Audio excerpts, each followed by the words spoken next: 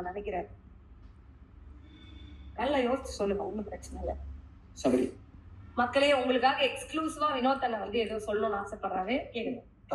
உலகத்தில் வாழும் அத்தனை தமிழ் மக்களும் தமிழக மக்கள் என் மேல வச்ச பாசத்துக்கு உங்களுக்கு காலம் முழுக்க நான் நன்றி கடன் பட்டிருக்கணும். தயவு செய்து எனக்கு தப்பா நினைக்காதீங்க.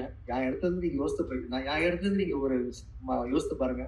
எனக்கு அந்த பணம் வந்து எனக்கு கொஞ்சம் பெரிய காசா தெரியுது. என் கஷ்டத்தை இப்போதைக்கு அதை முடிச்சிடலான்ற மாதிரி தோணுது.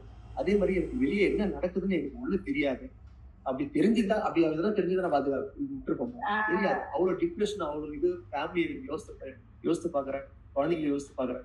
சரி, 50 லட்சம் அப்படி இல்லைன்னா இது, அதுவும் இல்லைன்னா ஒரு எலெக்ஷன் இருக்கு, அதுல எப்படி வேணா மாறலாம். அந்த பையன் நீங்களா இருந்தாலும் இருக்காது.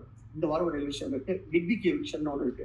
சப்போஸ் நம்மளுக்கு வேற மாதிரி வெளியே ப்ரொஜெக்ட் ஆயிருக்கோமோ அப்படின்ற ஒரு அந்த இது எல்லாமே யோசித்து நம்ம ஃபேமிலி வந்த வரைக்கும் போதும் நான் இருக்கேன். நான் பண்ணது தப்பா இருந்தா உங்ககிட்ட மன்னிப்பு கேட்டுக்கிறேன்.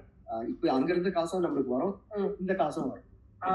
இதுல டைட்டில் வீரர் ஒரு ஆள் தான் யோசித்தோம். டைட்டில் வீரர் ஒரு ஆள் தான் வின் பண்ண, ஒரு ஆளுக்கு வின் பண்ணாங்கன்னா மீதி 4 பேரும் அது நான் நீங்க எடுக்கும் போது அந்த பேரு தான். அதுக்கு இதையாச்சும் நம்ம எடுத்துட்டு போலான்னு ஒரு மைண்ட்ல வந்து இப்ப நான் எங்க ஜெயிச்சேன்னு எனக்கு தோண தெரியுமா?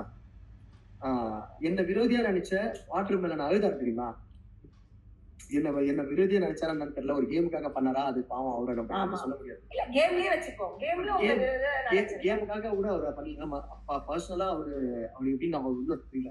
அவரு கேரக்டர் அந்த மாதிரி ஒரு கேரக்டர் ஆகுது, பாவம் இதாகுது. அவர் அப்படியே விட்டுருந்தா அவரு பின்னாடி போய் கேம்ல விரோதியா நினைச்சிருந்தாலுமே நான் போகும்போது அழுதாங்க. அந்த கண்ணீர் வந்ததுல அது போதும்.